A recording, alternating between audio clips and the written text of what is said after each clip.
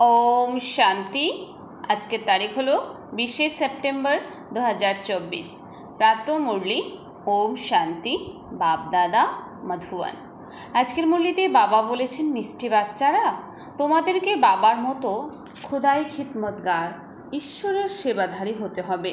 সঙ্গম যুগে বাবা তোমাদের অর্থাৎ বাচ্চাদের সেবা করার জন্যই আসেন। প্রশ্ন, এই পুরুষোত্তম সঙ্গম যুগই হলো সবথেকে সুন্দর এবং কল্যাণকারী কিভাবে? বলছেন যে পুরুষোত্তম সঙ্গম যুগই হলো সবথেকে সুন্দর এবং কল্যাণকারী কিভাবে? উত্তর, এই সময় তোমরা বাচ্চারা অর্থাৎ স্ত্রী এবং পুরুষ উভয়ই উত্তম হও। তো বলছেন যে এই সময় তোমরা বাচ্চারা অর্থাৎ স্ত্রী এবং পুরুষ উভয়ই উত্তম হও। কলিযুগের অন্তিম এবং সত্যযুগের আদিকালের মধ্যবর্তী সময়েই এই সঙ্গম যুগ হয়। এই সময়ে বাবা তোমাদের মতো বাচ্চাদের জন্য ঈশ্বরীয় বিশ্ববিদ্যালয় খোলেন, যেখানে তোমরা মানুষ থেকে দেবতা হও। এরকম বিশ্ববিদ্যালয় গোটা কল্পে আর কখনো থাকবে না। এই সময়ে সকলের সদ্গতি হয়ে যায়। ওম শান্তি। আত্মিক পিতা বসে থেকে তার আত্মারূপী বাচ্চাদেরকে বোঝাচ্ছেন, এখানে বসে থেকেই তোমরা বাবাকে স্মরণ করো, কারণ তিনি হলেন পতিত পাবন। তোমাদের লক্ষ্যই হলো তাকে স্মরণ করে পবিত্র শতপ্রধান হওয়া। তবে কেবল শত অবস্থায় পৌঁছানো তোমাদের লক্ষ্য নয়। শতপ্রধান হওয়ার জন্য বাবাকে স্মরণ করতে হবে, সুইট হোমকে স্মরণ করতে হবে, কারণ তোমাদেরকে সেখানে যেতে হবে। তারপর সম্পত্তিও প্রাপ্ত করতে হবে, তাই স্বর্গধামকেও স্মরণ করতে হবে। বাচ্চারা জানে যে আমরা এখন বাবার বাচ্চা হয়েছি। বরাবরের মতো এবারও আমরা বাবার কাছ থেকে শিক্ষা নিয়ে পুরুষার্থের ক্রম অনুসারে স্বর্গে যাব। অন্যান্য সকল জীবাত্মারা শান্তিধামে চলে যাবে। ঘরে তো অবশ্যই যেতে হবে।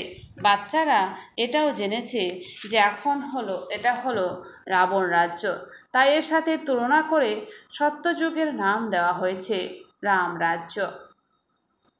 ধীরে ধীরে দুই কলা কম হয়ে যায়, ওদেরকে সূর্যবংশী এবং তারপরে এদেরকে চন্দ্রবংশী বলা হয়। খ্রিস্টানদের যেমন একটাই রাজবংশ হয়, সেরকম এরাও একটাই রাজবংশ, কিন্তু ওদের মধ্যে সূর্যবংশী এবং চন্দ্রবংশী রয়েছে। দুনিয়ার কোনো শাস্ত্রে এসব কথা লেখা নেই। বাবা স্বয়ং বসে থেকে এইসব বিষয়ে বোঝাচ্ছেন। এটাকেই জ্ঞান বা নলেজ বলা হয়। একবার স্বর্গ স্থাপন হয়ে গেলে আর জ্ঞানের প্রয়োজন হবে না। পুরুষোত্তম সঙ্গম যুগেই বাচ্চাদেরকে এই নলেজ শেখানো হয়।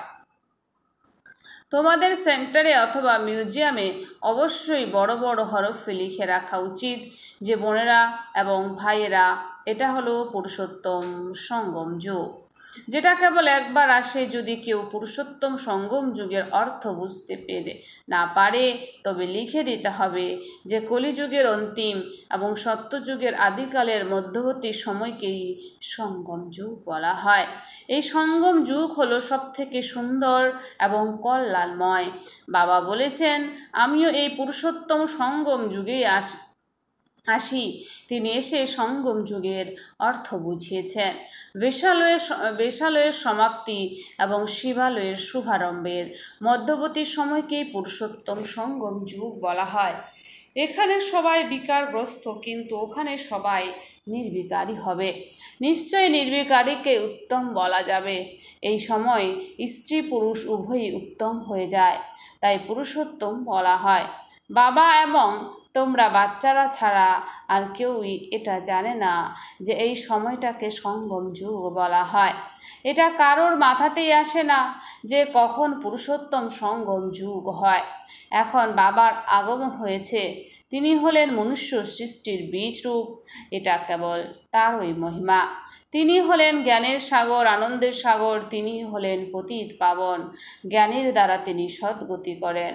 তোমরা কখনোই বলবে না যে ভক্তির দ্বারা সদ্গতি হয়। জ্ঞানের দ্বারাই সদ্গতি হয় এবং সত্যযুগেই সদ্গতি হয়। সুতরাং তিনি নিশ্চয়ই কলিযুগের অন্তিম এবং সত্যযুগের আদিকালের সঙ্গমে আসবেন। বাবা কত স্পষ্টভাবে বুঝাচ্ছেন। অনেক নতুন বাচ্চা আসে, যেভাবে আগের কল্প এসেছিল সেভাবে আসতে থাকে, এভাবে রাজধানী স্থাপিত হবে। তোমরা বাচ্চারা বুঝতে পেরেছ যে আমরাই হলাম সত্যিকারের ঈশ্বরীয় সহযোগী। তিনি নিশ্চয়ই একজনকে পড়াবেন না, প্রথমে একজন শিক্ষা লাভ করে তারপর এনার দ্বারা তোমরাও পড়ো এবং অন্যদেরকেও পড়াও। তাই এত বড় ইউনিভার্সিটি খুলতে হয়েছে। সমগ্র দুনিয়াতে আর এমন কোনো ইউনিভার্সিটি নেই, আর না দুনিয়ার কেউ জানে যে এরকম ঈশ্বরীয় ইউনিভার্সিটি আছে। তোমরা বাচ্চারা এখন জেনেছ যে গীতা জ্ঞান দাতা শিব বাবা এসে এই ইউনিভার্সিটি স্থাপন করেন, নতুন দুনিয়ার মালিক অর্থাৎ দেবী দেবতাদের তৈরি করেন। এখন যে সকল আত্মা তমপ্রধান হয়ে গেছে তাদেরকে এখন শতপ্রধান হতে হবে। এখন তো সকলেই তমপ্রধান হয়ে গেছে। হয়তো কোনো কুমার কুমারী কিংবা সন্ন্যাসী পবিত্র থাকে, কিন্তু সেরকম পবিত্রতা এখন আর নেই। কোনো আত্মা যখন প্রথম এখানে আসে তখন সে পবিত্র থাকে, তারপর অপবিত্র হয়ে যায়। কারণ তোমরা জানো সবাইকে শতপ্রধান থেকে শত রজ এবং তম অবস্থার মধ্যে দিয়ে যেতে হবে। অন্তিমে সবাই তমপ্রধান হয়ে যায়।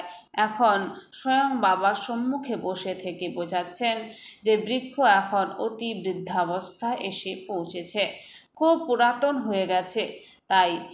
তাই এখন এর বিনাশ হওয়া প্রয়োজন। এ হলো বিভিন্ন ধর্মের বৃক্ষ, তাই বলা হয় বিরাট লীলা। কত বড় অসীম জগতের বৃক্ষ। ওই বৃক্ষ তো জড়, বৃক্ষ বীজ পুতলেই গাছ বের হয়। এ হলো বিভিন্ন ধর্মের অদ্ভুত চিত্র। আসলে তো সকলের মানুষ, কিন্তু ওদের মধ্যে অনেক বৈচিত্র্য, তাই একে বিরাট লীলা বলা হয়। কিভাবে ক্রম অনুসারে সকল ধর্মের উৎপত্তি হয় সেটাও তোমরা জেনেছ। সবাইকে এখন যেতে হবে, তারপর আবার আসতে হবে। এটা একটা পূর্ব নির্মিত নাটক। এই নাটক আসলে নির্দিষ্ট নিয়মে আবদ্ধ। সেই নিয়ম অনুসারে এত ছোট আত্মা এবং পরমাত্মার মধ্যে কত ভূমিকা ভরা থাকে। পরমাত্মাকে একসঙ্গে পরমাত্মা বলা হয়। তোমরা ওনাকে বাবা বলো, তাই আমরা ওনাকে বাবা বলি, কারণ তিনি হলেন সকল আত্মার পরম পিতা। বাচ্চারা জানে যে আত্মায় বিভিন্ন ভূমিকা পালন করে। দুনিয়ার মানুষ এইসব বিষয়ে জানে না। ওরা তো বলে দেয় যে আত্মার ওপরে কোনো প্রলেপ পড়ে না। তারা বলে আত্মার মধ্যে কোনো প্রলেপ পড়ে না। বাস্তবে এটা একেবারে ভুল ধারণা। বড় বড় হরফে লিখে দিতে হবে যে আত্মা কখনোই নির্লেপ বা আত্মাতে কোনো দাগ লাগে না, একথা ঠিক নয়। আত্মাই ভালো কিংবা খারাপ যে কর্ম করে সেই অনুসারে সে ফল ভোগ করে। খারাপ সংস্কারের কারণে যখন পতিত হয়ে যায় তখন দেবতাদের সামনে গিয়ে ওদের গুণগান করে। যখন আমরা পতিত হয়ে যাই তখন আমরা কী করি? দেবতাদের সামনে গিয়ে গুণগান করি যে দেবী দেবতারা সর্বগুণ সম্পন্ন, ষোলকলা আমরা তো পাপি, নীচ, কাপটি। এভাবে আমরা দেবী দেবতার সামনে গিয়ে গুণগান করি। এখন তোমরা 84 জন্ম সম্বন্ধে জেনে গেছো। দুনিয়ার কোনো মানুষ সেটা জানে না। তোমরা যখন ওদেরকে যুক্তি সহকারে 84 জন্মের কথা শোনাও তখন ওরা প্রশ্ন করে যে শাস্ত্রে কি সব মিথ্যা লেখা আছে? কারণ ওরা শুনেছে যে মনুষ্য আত্মা 84 লক্ষ জনিতে ভ্রমণ করে। বাবা এখন বসে থেকে এইসব বিষয়ে বোঝাচ্ছেন। বাস্তবে গীতাই হলো সকল শাস্ত্রের শিরোমণি। বাবা আমাদেরকে 5000 বছর আগে যে যোগ শিখিয়েছিলেন সেটাই এখন পুনরায় শেখাচ্ছেন। তোমরা জানো যে আমরা পবিত্র ছিলাম, পবিত্র গৃহস্থ ধর্ম ছিল। এখন এটাকে আর ধর্ম বলা যাবে না। সকলে অধার্মিক বা বিকারগ্রস্ত হয়ে গেছে। তোমরা বাচ্চারা এখন এই খেলাটা বুঝতে পেরেছ। এটা একটা সীমাহীন নাটক যেটা প্রত্যেক 5000 বছর অন্তর পুনরাবৃত্ত হয়। লক্ষ লক্ষ বছরের বিষয় হলে তো কেউ কিছু বুঝতেই পারবে না। এটা তো যেন গতকালের কথা। তোমরা গতকাল শিবালয়ে ছিলে, এখন বেশালয়ে রয়েছ, আবার আগামীকাল শিবালয়ে থাকবে। সত্যযুগকে শিবালয় বলা হয়, ত্রেতাযুগকে সেমি বলা হয়। এতগুলো বছর তোমরা ওখানে থাকবে। পুনর্জন্ম তো নিতেই হবে। এটা হলো রাবণ রাজ্য। অর্ধেক কল্প তোমরা পতিত হয়েছিলে, এখন বাবা বলেছেন ঘরগ্রস্তে থেকেও কমল পুষ্পের মতো পবিত্র হও। কুমার এবং কুমারীরা তো পবিত্রই আছো, সেক্ষেত্রে ওদেরকে বোঝাতে হবে এরকম অপবিত্র গৃহস্থ ধর্ম পালন করে কী লাভ, যার জন্য পুনরায় পবিত্র হওয়ার পুরুষার্থ করতে হবে। ভগবানও বাচ হলো পবিত্র হও, অসীম জগতের পিতার উপদেশ তো পালন করা উচিত। তোমরা তো ঘরগ্রস্তে থেকেও কমল ফুলের মতো পবিত্র থাকতে পারো, তাহলে তোমাদের সন্তানদের মধ্যে পতিত হওয়ার অভ্যাস কেন তৈরি হয়? স্বয়ং বাবা এখন 21 জন্মের জন্য পতিত হওয়ার হাত থেকে রক্ষা করেছেন। এক্ষেত্রে পবিত্র হওয়ার জন্য সামাজিক লজ্জা কিংবা কুল মর্যাদাও ত্যাগ করতে হয়। এটা তো অসীম জগতের বিষয়।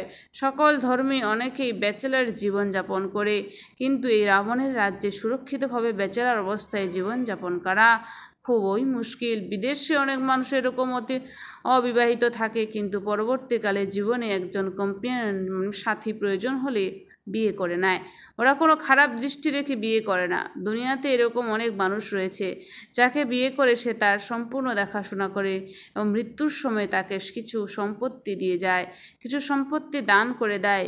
মৃত্যুর আগে ট্রাস্ট কমিটি গঠন হয়ে করে যায়। বিদেশে এরকম অনেক বড় বড় ট্রাস্ট রয়েছে যারা এদেশেও সেবা করে, কিন্তু এদেশে এরকম কোনো ট্রাস্ট নেই যারা বিদেশেও সেবা করে। এখানে তো গরিব মানুষরা রয়েছে, ওরা কিভাবে সাহায্য করবে?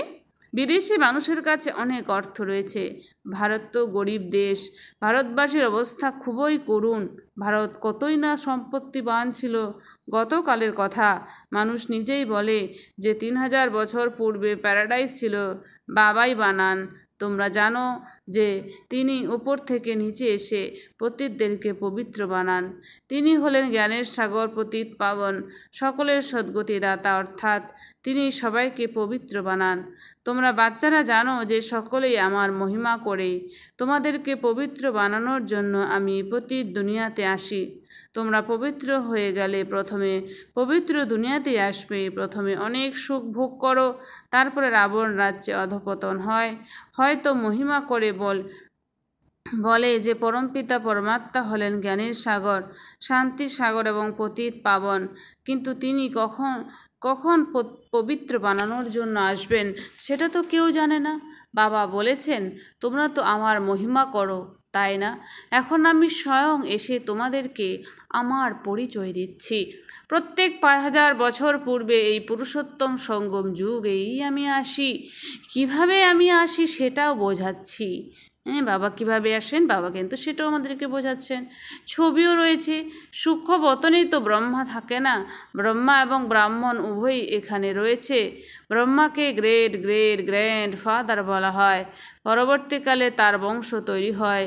মনুষ্য সৃষ্টির বৃক্ষ তো ব্রহ্মা থেকেই শুরু হয়। যেহেতু তিনি প্রজাপিতা, সুতরাং তার নিশ্চয়ই প্রজাও থাকবে। বিকারের দ্বারা তো জন্ম হতে পারে না, নিশ্চয়ই অ্যাড হবে। যেহেতু তিনি গ্রেট গ্র্যান্ড ফাদার, সুতরাং তিনি নিশ্চয়ই অ্যাডাপ্ট করবেন। তোমরা সকলে হলে অ্যাডাপ্টের সন্তান। এখন তোমরা ব্রাহ্মণ হয়েছ এবং তোমরা দেবতা হবে, এরপর তোমরাই দেবতা হবে। শূদ্র থেকে ব্রাহ্মণ, তারপর ব্রাহ্মণ থেকে দেবতা, এ হলো ডিগবাজির খেলা। বিরাট রূপের চিত্র রয়েছে, ওখান থেকে তো সবাইকেই এখানে অবশ্যই আসতে হবে। যখন সকলে চলে আসে তখন ক্রিয়েটারও চলে আসে। তিনি হলেন ক্রিয়েটার, ডাইরেক্টর, অ্যাক্টও করেন। বাবা বলেন হে আত্মারা, তোমরা এখন আমাকে জেনেছো তো তোমরা আত্মারা সবাই আমার সন্তান। তোমরা প্রথমে সত্যযুগের শরীর ধারণ করে অনেক সুখের পার্ট প্লে করেছিলে। এরপর 84 জন্মচক্র নিয়ে তোমরা অনেক দুঃখী হয়ে গেছো। যে কোনো ড্রামার ক্রিয়েটার, ডাইরেক্টর, প্রডিউসার থাকে। এটা হলো অসীম জাগতিক ড্রামা। এই অসীম জাগতিক ড্রামাকে কেউ জানে না। ভক্তি মার্গে এমন কথা সব লিখে দিয়েছে যেগুলো মানুষের বুদ্ধিতে গেঁথে বসে গেছে। মানে এমন করে লিখেছে যে মানুষের বুদ্ধিতে সেগুলো বসে গেছে। বাবা এখন বলেছেন, মিষ্টি মিষ্টি বাচ্চারা, এসব হলো ভক্তি মার্গের শাস্ত্র। ভক্তি মার্গের অনেক সামগ্রী রয়েছে। যেভাবে ছোট একটা বীজ থেকে বড় বড় কত বড় বৃক্ষ উৎপন্ন হয়, সেরকম ভক্তিরও অনেক বিস্তার। জ্ঞান হলো বীজ, এতে কোনো সামগ্রীর প্রয়োজন নেই। বাবা তো কেবল বলেছেন নিজেকে আত্মা অনুভব করে বাবাকে স্মরণ করো, এছাড়া আর কোনো ব্রত পালন করতে হবে না। এগুলো সব বন্ধ হয়ে যাবে। তোমাদের সদ্গতি হয়ে গেলে এগুলোর আর কোনো প্রয়োজন থাকবে না। তোমরা একসময় অনেক ভক্তি করেছো, এখন তোমাদেরকে তার ফল দেওয়ার জন্য এসেছি। দেবতারা তো শিবালয় ছিল, তাই তো মন্দিরে গিয়ে ওদের গুণগান করে। বাবা বলেছেন, মিষ্টি বাচ্চারা, আমি 5000 বছর আগেও তোমাদেরকে বুঝিয়েছিলাম যে নিজেকে আত্মা অনুভব করো, সকল শারীরিক সম্বন্ধ ভুলে গিয়ে আমাকে অর্থাৎ কেবল বাবাকে স্মরণ করলে সেই যোগ অগ্নির দ্বারা তোমাদের সকল পাপ নাশ হয়ে যাবে। এখন বাবা যা কিছু বোঝাচ্ছেন সেগুলো তিনি প্রত্যেক কল্পেই বোঝান। গীতাতেও কিছু ভালো কথা রয়েছে। মনমনা ভব অর্থাৎ আমাকে স্মরণ করো। শিব বাবা বলেছেন, আমি এখন এখানে এসেছি, আমি কার শরীরে প্রবেশ করি সেটাও বলছি। ব্রহ্মার দ্বারা সকল বেদ শাস্ত্রের সার তোমাদেরকে শোনাচ্ছি। চিত্রতেও দেখানো হয়, কিন্তু অর্থ কিছুই বোঝে না। তোমরা এখন বুঝেছ যে শিব বাবা কীভাবে ব্রহ্মার দ্বারা সকল বেদ শাস্ত্রের সার শোনান। 84 জন্মের এই ড্রামার রহস্য তোমাদেরকে বোঝানো হয়। এনার অনেক জন্মের অন্তিম জন্মে আমি আসি, ইনি এরপর নম্বর 1 প্রিন্স হয়ে যান এবং তারপর আবার 84 জন্মের আসেন। আচ্ছা মিষ্টি মিষ্টি হারানিধি বাচ্চাদের প্রতি মাতা পিতা বাপ দাদার স্মরণে স্নেহ সুমন আর সুপ্রভাত। আত্মাদের পিতা তার আত্মারূপী বাচ্চাদের জানাচ্ছে নমস্কার। সমস্ত আত্মারূপী বাচ্চারা জানায় মাতা পিতা বাপ দাদাকে স্নেহ সুমন আর নমস্কার। ধারণার জন্যে মুখ্য সার 1 নম্বর, এই রাবণ রাজ্যে থেকেও পতিত লোক লজ্জা এবং কুল মর্যাদাকে ছেড়ে অসীম জগতের পিতার কথা মেনে চলতে হবে। এই রাবণ রাজ্যে থেকেও পতিত লোক লজ্জা এবং কুল মর্যাদাকে ছেড়ে অসীম জগতের পিতার কথা মেনে চলতে হবে। ঘরগ্রস্তে কমল ফুলের মতো থাকতে হবে। 2, এই ভ্যারাইটি বিরাট লীলাকে সঠিকভাবে জানতে হবে। এই ভ্যারাইটি বিরাট লীলাকে সঠিকভাবে জানতে হবে। এতে যে আত্মারা পার্ট প্লে করছে তারা কেউই নির্লেপ নয়। এতে যে আত্মারা পার্ট প্লে করছে তারা কেউই নির্লেপ নয়। ভালো কিংবা খারাপ কর্ম করে এবং তার ফলও ভোগ করে এই রহস্যটা ভালো করে বুঝে শ্রেষ্ঠ কর্ম করতে হবে। এই রহস্যটা ভালো করে বুঝে আমাদের শ্রেষ্ঠ কর্ম করতে হবে। বরদান, বাবার সংস্কারগুলিকে নিজের অরিজিনাল সংস্কার বানানো। শুভ ভাবনা শুভ কামনাধারী ভব। বাবার সংস্কারগুলিকে নিজের অরিজিনাল সংস্কার বানানো, শুভ ভাবনা শুভ কামনাধারী ভব। স্পষ্টীকরণ, এখনও পর্যন্ত কোনো বাচ্চার মধ্যে ফিলিংসের বাবার থেকে দূরে সরে যাওয়ার, পরচিন্তন করার বা শোনার ভিন্ন ভিন্ন সংস্কার রয়েছে, যেটাকে তোমরা বলে থাকো কি করব। বলে থাকে না কি করব, আমার সংস্কারও এরকম। এই আমার শব্দই পুরুষার্থে ঢিলা করে দেয়। যে আমার শব্দটা, যে আমার সংস্কারই এরকম, এই শব্দগুলো কী করে আমাদের পুরুষার্থে ঢিলা করে দেয়। এটা হলো রাবণের জিনিস, আমার নয়। কিন্তু যেটা বাবার সংস্কার সেটাই হলো রাবণদের অরিজিনাল সংস্কার। সেই সংস্কার হলো বিশ্ব কল্যাণকারী, শুভ চিন্তনধারী, সকলের প্রতি শুভ ভাবনা শুভ কামনাধারী। শুভ চিন্তনধারী, সকলের প্রতি শুভ ভাবনা শুভ কামনাধারী। স্লোগান, যার মধ্যে সামর্থ্য রয়েছে সেই হলো সর্বশক্তির খাজানার অধিকারী। যার মধ্যে সামর্থ্য রয়েছে সে হলো সর্বশক্তির খাজানার অধিকারী। ওম শান্তি। ধন্যবাদ বাবা আজকের এই সুন্দর মিষ্টি মূল্যের জন্য।